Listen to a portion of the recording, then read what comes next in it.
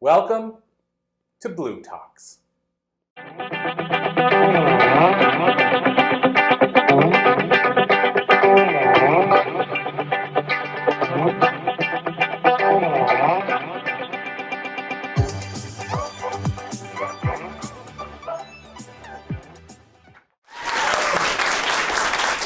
First of all, we're back with another interview slash podcasting episode. So thank you guys so much once again. I know you guys are bringing your energy the last couple of days, and I know when you're watching speakers, interviews, what have you, you're taking a lot in. There's a lot happening, so I appreciate you for being all in with us. I will say, and this relates to what we're going to talk about, but John and I were talking about business and what happens with different businesses, and almost like Debbie and I were talking about businesses that got it figured out and ones that don't.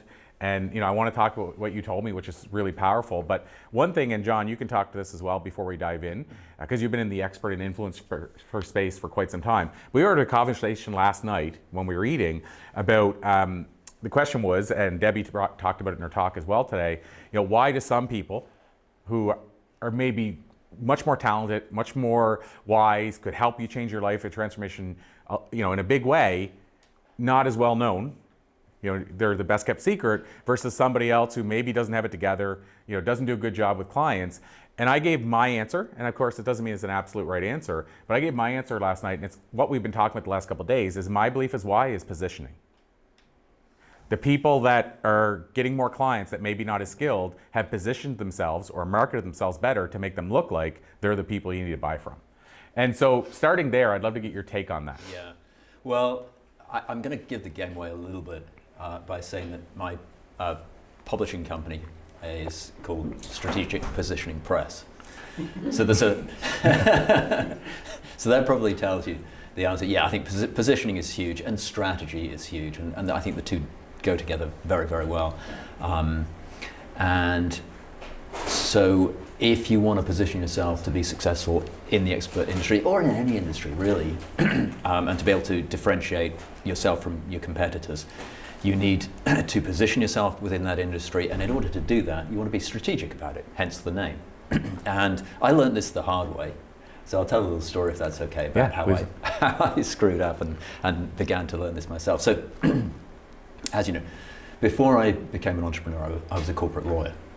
And I left law because it wasn't what I wanted to do for the rest of my life, and I set up an online real estate company. And it's one of those things, if I knew what was going to happen, I probably would never have set it up. But I learned a ton, so I don't regret it. I learned a lot. One of the things, so I was one of the first people to set up what we would call here in the UK an online estate agency. And we were getting great results for clients. We were selling a lot of houses. We were selling at above average prices for their markets. So we weren't just selling them cheap, we were getting good prices for them. Getting great reviews, lots of really good feedback, but we were losing money. And there were a couple of things. So the problem with that industry at the time was it was very commoditized. Although it was a relatively small, relative new industry, it was already commoditized. So what I mean by that is that people are sort of, to a client, or to a prospective client, it was sort of fungible. They all looked pretty much the same, and everybody was sort of competing on price. Now we were actually delivering, and I know this because I was looking at all my competitors, a better service than the competition, but I wasn't able to position myself in the right way. I didn't know what I know now. So I didn't position myself in a way that communicated that. Because I didn't position myself to communicate that, I was stuck doing what everybody else was doing, which was competing on price. So when you do that, any business, doesn't matter what industry it's in, it's a race to the bottom. And the best thing that can happen if you're trapped in that, short of actually fixing it, if you don't fix it, the best thing is you go out of business. The worst thing is that you just keep scraping by, making just enough to survive and being miserable. So I had this weird juxtaposition of very happy customers, and I was losing money. And so the positioning was a big reason for that. I just hadn't positioned myself. I didn't know how. I didn't understand it then. And then the other thing was I'd kind of picked the wrong customers. Now that was partly my fault for not positioning myself, but also I'd gone into a market. Again, I didn't know. I was new to business. I'd picked a market where almost everybody going down that road was going down that road because they were price sensitive. So they had this perception, rightly or wrongly, that estate agents weren't worth the money, that they weren't worth paying for, that it was a rip-off, that they wanted to do it themselves. And so they didn't want to pay a higher fee. And they didn't perceive the value was being there. And this ties back to the positioning, because and I picked this up from many, I had hundreds of clients. It was pretty universal. Estate agents are a waste of money. They don't deliver, they don't do this and that. That was their belief. That was their reality. And because I didn't position myself, I couldn't communicate the value that we were delivering over and above my competitors. Therefore, it was costing me a lot to deliver. I was losing money on eventually losing money on every transaction, because I had all these fixed costs. And after 4 years of working literally 7 days a week, pretty much for 4 years straight, I left law thinking I was going to have an easy life, and ended up working even harder. I just completely ran out of cash flow. And long story short, the market here in the UK often picks up post-Christmas. People will hold off, and then it'll pick up in the new year. And I was kind of banking on this. So I thought if it picks up, I'll be able to survive at least for the next few months. And it didn't pick up, or rather it did, but it picked up later in the year. And I just hit the buffers. I ran out of cash flow. And you've heard this story before. That was the toughest day. Toughest day in my business and professional career. And the toughest moment of that was when I had to pick up the phone. I had a virtual office. I had 3 really good staff, and I had to fire them back to back to back. And that was the toughest moment of the toughest day. And it happened because I picked the wrong market. I hadn't understood what I was doing, and I hadn't been able to position myself. So there's a really long answer to your question, but yeah, positioning is really important. No, that's fair. And I want to dive into what you told me a minute ago, John, just before we came up here. But I'll just add on to that. It's a big part of why we're doing what we're doing with Blue Talks. It's help people position themselves. To be able to say you spoke at a place like this, it's very powerful.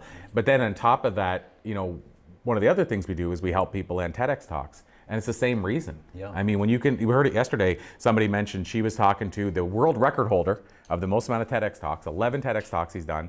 And he told her when you do your first one, you should be able to jump your speaking fee to $5,000. Yeah. And as I said yesterday, yes, if you believe that. If you believe it, yeah. If you don't believe it, then you still can't. Yeah. But from a client's perspective, they feel a TEDx speaker, I'm going to have to pay them more. Yeah. And we're a baby, Blue Talks compared to TEDx, but I mean, ultimately that's what I hope happens with this too, is that when they hear that name right away, they're like, oh, I got to pay them this much. But what I'm getting at is that's positioning. That's the power of positioning. And I will say just one other thing on that is when people introduce me at live events as a speaker, and they say, oh, he's a multiple-time TEDx speaker, I used to watch because I'd put it in different places in my bio because I'm analytical that way. I'd like to figure out. And what I noticed is when they said those words, that's when they looked over.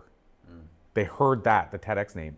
And the other one is Wall Street Journal, USA Today, bestselling author. Yeah. And then you start naming universities, that happens too. But what I'm getting at is that's positioning. Yes. That's the power of positioning. Yeah. So I just wanted to ask your thoughts on that because I know you've had a lot of experience with it, and I never even thought about the fact that your podcast had the word position in it as well. Yeah.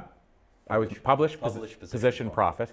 Yeah. So he had that in the podcast title, which is where we met. But to go into what you talked about, because I think it's fascinating, we were talking about the 80-20 rule. Yeah. And you said you've been doing a lot of research into the 80-20 rule, and even in your business from a client perspective as well. Yeah. So can you share what you told me? Yeah, well, I shared you some, I got a couple of numbers to share with you. And to tie it into what I was just saying about the positioning, being strategic is a big step forward in positioning yourself, because when we think about strategy, that's the big picture stuff. That's where do you want to go and why do you want to get there, and making sure that, and I got this one from Tony Robbins years ago, but he talked about if you don't figure this stuff out before you set off on your journey, you could climb all the way to the top of the mountain, you get through the cloud base, you're at the top of the mountain, it's beautiful blue skies, you're looking around, and then over there you see you've just climbed the wrong mountain. The mountain you should be on is over there. So part of being strategic and part of the positioning, again, I'd climbed the wrong mountain with my online real estate business, and I hadn't positioned myself. So asking really good questions about where you want to go, who you want to work with. If we get time, we can get into that process as well. But back to what you were saying about the 80-20 principle, I'm a huge fan of that. And so being strategic and positioning, a couple of things to have in mind as you're doing this is, one, keep asking questions. The better questions you can ask, the successful you will be and the more pain you will save yourself. And then 80-20 analysis, the Pareto principle, the same thing, is something that I love, and it's a sort of meta principle that I use, and it works in life as well as business. But what we were talking about before the interview was how I had done a little while ago, because obviously I talked to my clients about this, and I teach this, that sometimes you don't do it as much as you should do, and it's something that you should go back to periodically and just check in. So I did a check on my 500 most recent clients. So I went back to my Stripe account, my merchant account, and I went through all the 500 most recent clients. And what I found was that and 80-20 analysis, so for anybody that's not familiar, it's the idea that typically 20% of inputs or 20% of effort will generate 80% of rewards. So you got that asymmetry there. So I looked at the top 20% of those clients, so the top 100 clients in terms of revenue, and those 100 top clients had generated 93% of the revenue. The top 20% had generated 93%. And then the second thing, the follow-on from that, which we didn't have a chance to speak about yet, is that 80-20 is fractal to a degree anyway, which means that if you drill in, you get a similar pattern. So I then drilled into the top 20%. I took the top 20% of those, which is 4% of the overall total. And those 4%, so like 20 clients out of 500, had generated over 50% of the revenue. So I drilled in again. Of course you did. Which means that I'm now going to just 4 clients out of 500. And those 4 clients out of 500 had generated more than 20% of the revenue out of 500 clients. And so doing that analysis, and I talked to a lot of business owners, a lot of entrepreneurs, doing all kinds of different things, because I typically work with entrepreneurs, experts, speakers, coaches, consultants, and professionals. And it's a universal thing. I mean, everyone's going to get those same numbers, but there tends to be that kind of pattern. And it also tends to be true that most business owners don't do that analysis. Or if they do, like me, they don't do it as often as they should do. So it's a really powerful thing. And what I will say about those 500 clients is I have clients and people coming in purchasing stuff. So I do one-to-one, I work with clients, but I also have courses and stuff that I sell them. So some of those people, I've got leads coming in from all sorts of different places, evergreen podcasts and interviews and book sales and all sorts of stuff like that. So some of those sales are coming from people I don't even know where those leads came from. I can sort of track them back, but somewhat imperfectly. But what it means that I do now is that I look at the 4 clients or the 20 clients that are at the top in terms of revenue generation, and I look for what are the commonalities, and what do they have in common, and what did I do to attract those people? And if you do that kind of analysis, what you realize is that you see patterns, and you can figure out how you can, well, before you figure out the messaging, what I will say as well is the corollary is that it tends to be those people that are the most sort of lucrative clients also tend to be the most fun to work with. That's my experience. They're the ones that when I give them the homework to get the book done, they actually go away and do it. And that's kind of why they're getting the results. And that's why they've got the results in the past, which is why they're able to pay for the higher end services and stuff like that. So not only are they more lucrative, they're more fun to work with, and they're much more rewarding because they get stuff done, they get the book published, they get the bestseller. They use that bestseller to position themselves and to grow the business. And one of the things that we do before they even write the book is we get strategic and look at the strategy side, look at the positioning, figure out which book they should write, because they got tons of knowledge up here. They could write 3 or 4 or 5 books. So which is the one? So we do this analysis on their clients, their customers, to figure out who they love to work with, where they can deliver the most value, and where they can charge the most. And you said something about positioning a couple of minutes ago, about the charging $5,000 if you've done a TED talk, if you believe it.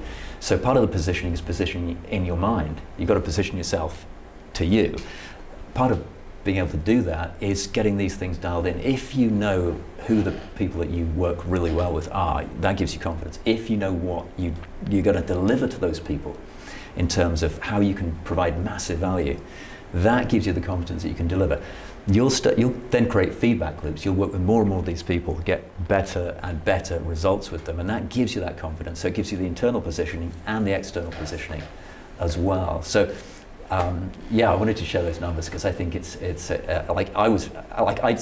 known this stuff years, but I was really surprised when I saw the 93% and the 20% coming from just 4 people out of 500. Wow, it's super fascinating, and we can bring that to the, since you do a lot of your work in the author space, we can probably tie that back to books. So one of the things you and I were chatting about the last time I was in the UK when we were at Cambridge, we were talking about on the author side how, and a lot of people don't know this, but in the numbers I've heard different variances, I'm sure it changes depending on which publisher you talk to, but either 10 or 15 books, out of every 10 or 15 big books a traditional publisher takes on, 1 makes money, 2 break even, the rest lose money. And I've heard it as out of 10 books, and I've heard it out of 15. But even if you go as 10, that means 7 books are losing money, which also tells you why they treat that author that sells well like gold. And I've been told that by authors who went, and they weren't, at first they were just starting, and they said they were like a number, because they could be the one that loses money. Yeah. But once they became the one that made money, the carpet gets rolled out. What do you want? And an author I know, they asked him after his book was crushing it, using the word crushing it, after they talked to him about his book and it was crushing it, he said they approached him and said, "What do you want?" He said, "What do you mean?" They said, what do you want from us? And what do you mean? Who do you want to meet? Where do you want to fly to? What kind of vehicle do you want? Let's keep you happy, basically, because you're the only person here that's making money. But it's funny. It's that same rule seems to work with books. Yeah. And it's wild to think, which kind of makes you wonder, if publishers even know which book, I think we know the answer, but if publishers even know which book's going to be the one, because it's only one out of whatever, and they're taking a chance and losing money on the others. Well, that's it. They don't know ahead of time. If it's a new author, if it's an established author, of course they're doing what you said to keep them happy and keep them on board. So there's that element of risk when somebody's taking on a new book, and obviously they will try and dial it in as much as they can to maximize their chances of getting a success, but nothing's guaranteed. And this is one of the ways it's a lot easier to get taken on if you want to go down the traditional publishing route, but it also plays into if you go down the self-publishing route, is the bigger your platform, the more people you have following you on social, the more emails you can send out to a list of people, the more likely you are to get taken on. If it's all things being equal, again, and this is part of that whole positioning thing. If you're trying to get a traditional publishing deal and you have no following, and you've got a book that's equally good to somebody who's got a following of 10 or 15 or 20,000, who are they going to pick? Well, and to that point, I'll ask you this on the author side then. I mean, when we say nobody knows for sure, there's no guarantees, but would you agree, and I think you kind of implied it already, but that the odds stack heavily in your favor if you've already built your platform? So like Gary Vee, I don't know if you remember back years ago, the announcement, I think it was a 10-book deal he got or something like that. It's either a 5-book or a 10-book deal from nothing. But why did they do that? Look at Gary Vee's platform. Yeah. Jay Shetty, if you guys know who Jay Shetty is. Jay Shetty has, conservatively, they say over 100 million followers, some way, shape, or form online. I'm pretty sure Jay Shetty can get any book deal in the world he wants, and they're pretty much guaranteed that Jay Shetty's going to sell a lot of books. So what I'm getting at is, even though there's no guarantees, this is why now you hear publishers say, we're not going to touch anybody unless they have a platform. Yeah. Because they know that's the best chance. So even though there's no guarantee and there's no real way to say this book's going to be successful, would you agree that if you can follow the success clues that already exist and you have a big platform, that the odds tip dramatically in your favor? Yeah, and I think agents and publishers are quite open with this. It's not a secret, I guess, and of course it makes sense. So if you want to go down that road, and it's if you're a business, if you're trying to build your business and build your presence online, you'd be doing this anyway, but it's going to dramatically increase your chances of hitting any kind of bestseller list, getting a traditional deal if you want one. Not everybody will want one, but when it comes to launching, you've got an audience of people who will, a percentage of whom will buy that book straight out of the gate and give you that jump start, hopefully get you on the bestseller list, but also start training up the algorithms so they know where to show the book and to like-minded people. So it's almost like having a lookalike audience. Well, and I'll say too, and I want to dive in a bit further, but I'll say too, as a person that's pitching to a publisher, what I hope people take from this is, whether you like the traditional publisher route or not, is some empathy for the publisher. Meaning, I have so many people that say to me, "Oh, I don't have to worry about this or that because my book is gold, and the publisher's gonna and they don't have a platform or nothing, but they're like, this book is amazing, so I have no issues because this is gonna sell millions and millions of copies." But the publisher doesn't know that nor believe it.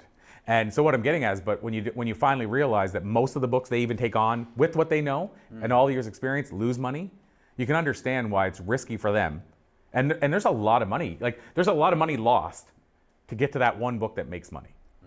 And so I say that because a lot of times I think people think, oh, the publisher turned me down this many times, what do they know and all this stuff, but they're playing law of averages because they know books are going to lose money. Yeah, and you might have heard this number before, but I think Jack Canfield, his name popped up.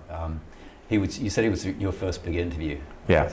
And he was, funnily enough, the first really big name that I interviewed on my podcast as well, which I didn't realize we had that in common. That's very cool. And the reason I was able to get Jack, because like you, I'd approached his team through the website, had absolutely nothing, and I had a spreadsheet of guests that I wanted, and I had a follow-up diarised for 3 months later. Now, I didn't know this at the time, but 3 months later happened to coincide with the 10-year anniversary of one of his Wall Street Journal, Success Principles? Success Principles, yeah, which is a New York Times bestseller. And so they were relaunching a 10-year anniversary edition. And they got back to me within 3 days because I happened to time it right for their promotional schedule. Just pure luck there, and just following it. But the reason I brought up Jack Canfield and Mark Victor Hansen is because I think they were turned down. I think it was 143 publishers, and the 144th was the one that took the chance on the book. And do you know the inside story to that too? So you were right. It varies. People say turned down 144 times, or the 144th was the one that said yes. So I've heard both numbers, and I've even interviewed Jack, and I can't remember which of the two it is. I think it was 144th that said yes. Okay, so their Health Communications, I think, was the name of the publisher, and what they did is they went to one of the big publishing conferences, and they were if they were already turned down by that point, say 95 times, then they hit all the other rest that weekend, and everybody said no, and finally the small publisher said yes. And what Mark told me is they had no idea he was about to go to business. He had no money left. And so he said, yeah, we'll take your book, but what we want you to do is buy, I can't remember the number, it was an insane amount of books. They had to buy, it might have been $100,000 worth of books each they had to commit to. But they were we don't have a publisher and they can get us in stores. As you know, even a publisher that's maybe going into business that's still traditional can get you in stores, and that's all they needed is the permission. Long story short is the guy signed them on, and there was a whole bunch of headaches that happened because they didn't know he didn't have money left in anything. But ultimately, because they were going to sell books regardless, they knew they had the audience, they knew what they were doing. They're probably two of the best book marketers of all time. There's variants of this, but ultimately the guy ended up having 3 homes, 2 yachts. All that because he was the one that signed them on, and that book series is approaching, depending on who you talk to, 700 million copies sold. Their goal is by 2020, 1 billion copies sold. They don't even own the company anymore, but they own shares in it. They sold it. But the reason I say all that, John, is even the deal they did get was an Achilles heel deal. Yeah. They didn't even know that. So the odds are stacked against them. But yeah, they were rejected that many times. And then The Alchemist was rejected, couldn't get a publisher. Celestine Prophecy couldn't get a publisher. Christmas Box, who I mentioned the other day, Richard Evans, couldn't get a publisher. I can go down the list. All these iconic books that I've heard numbers as high as 250 million copies of The Alchemist being sold, and he couldn't get a publisher. So what I'm saying is when people say, well, I got this made, I'm just going to walk into the publisher's door, you have to understand why that is so hard. It really is hard because they don't know. I mean, those 4 books together are 3 or 4, well, with good Jack's, that's 1 billion books sold, and no publisher was going to take them on to start with, any of those 4 authors. Yeah, and if you talk to agents, they will say, we know that we turn down good books. We can do so few books each year that and we don't know which ones are really going to make it. If they've already committed to something else, then some of it's timings, which is why it's a numbers game. Well, in full circle, stack the odds, but it's a numbers game as well. Yeah, and full circle back to the original part of this. So when I talked about people asking me why is this person not getting known even though they do the best work and this person is, it's the same with the book business. How many writers that are writing the most brilliant book in the world but have no idea how to market themselves never get out of the front gate? It's sad, but when people say I wrote the book, I'm done. No. You're starting. You're about to start now, because that's where it starts with the book. Writing a brilliant book today, I hate to say it, doesn't mean a whole lot unless you know how to get it in front of people. So positioning's big. Yeah. So I know we're down to the wire here, so I just want to ask you a couple of super quick questions. I'll call them rapid fires. John Lee Dumas used to say. I don't know if he still does that. But one of them is, how do you define success?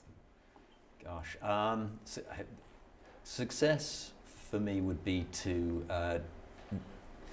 I'll narrow it down. So to do something that you enjoy doing that's fulfilling, and that for me, that I've realized is that it's got to be something that I enjoy, but it's also got to be something where I feel like I'm providing value, and obviously this is a business context, providing real value for people. And that goes to the positioning in the mind, because if you don't feel like you're helping people and providing real value, you're never going to give it your best. And again, you create a feedback loop, but it's a negative one. So that, and if you can do that, you can love what you're doing, provide real value, and know that you're providing it. The clients will come, the money will come, you'll be able to do fun stuff, and that'll translate across into your personal life as well. It'll help with your health, and again, I'm big into sort of feedback loops. If you're happy at work and you're being paid well, it's a lot easier to be happy at home and look after yourself and look after your friends and family. I love it. So last official question, and the unofficial one's always, how can we learn more? So the last official question is, I'm curious. I'd never asked you this, and I just, for whatever, had the curiosity. It's ominous. Earlier today, but you're not aggressively active on social media, and so I'd love to know where, when you talk those numbers, you analyze stuff that much, you probably know this answer. Where do the bulk of your clients come from? For those that are trying to figure out how to get more clients. So most of them come from my books. So they're people that buy it and read the books, or hopefully read the books. They certainly get it. They get the book, and they opt in for some kind of bonus content, or maybe that takes them to the website. Some people are contacting me directly through the website, and then word of mouth. So hopefully, if you're doing a great job with the clients, they will recommend people, which is great, because those people come to you kind of pre-sold anyway. You've been recommended by somebody they trust. They put their neck, they've stuck their neck out to recommend you. There's we could have a whole conference on how to get leads and stuff like that. But that's, for me, it's been the books. There's been the driver, and then word of mouth. And then how do you get them to the books? Like, you run ads, or what do you do to keep the book going over and over again? Because there's one thing to get a book out there, but to actually have people every month, let's say, discovering it to sign up for your list. How do you get them there? Yeah, so some of it's organic, because the book's been around for a long time. So they sell, not huge numbers, but steady numbers. I get quite a high conversion rate. We talked about that another time. But something else that works really well is doing things like book swaps, with similar authors. So you do, and you could give them away for free in exchange for an email, or you could discount them. Both work. But you all cross-promote each other's books, and you can get, hundreds. I've had over 1,000 emails join my list from a book swap in 48 hours, and done that multiple times. That's been one of the biggest lead generators. Is Jonathan, he's one of the ones. Jonathan Green, yeah. Yeah, because you connected me with him, and I've done like 3 or 4 with him, and they've all been over 500. Yeah. I'd like to know how big his list is. I think the most I've done from a 48-hour book swap was in terms of targeted leads generated, because obviously they weren't interested in the book. They wouldn't click download it, they wouldn't put their email in and stuff like that. So it was 1,100 in a weekend. And this is free. You're doing a book swap, like he's not paying anything to. All I'm doing is obviously I have a list, and so there might be 10, there might be 20 books. They're all sort of similarly themed, and I'm drawing here a little web page. Right? And there's little thumbnails on there. So there's this. Let's say there's 16 books. Then mine's one of them, and every one of those 16 authors is going to send out a couple of emails over the weekend to their list. So you might hit a couple 100,000 people in a weekend, and obviously a percentage go through. And of that, I mean, the average for a book swap like that, it would be about about 1,000 leads. But of course, if you get some people with the right list, big list, then it could be even higher than that. Is he still doing that, by the way? Still, yeah. I'm on his email list, and I got to reach out and see when he's doing the next one of those, because I got to get back on that. But yeah, I mean, that's I was saying too, I'd love to know the size of his list, because he's been running those forever, and he gets the whole list, right?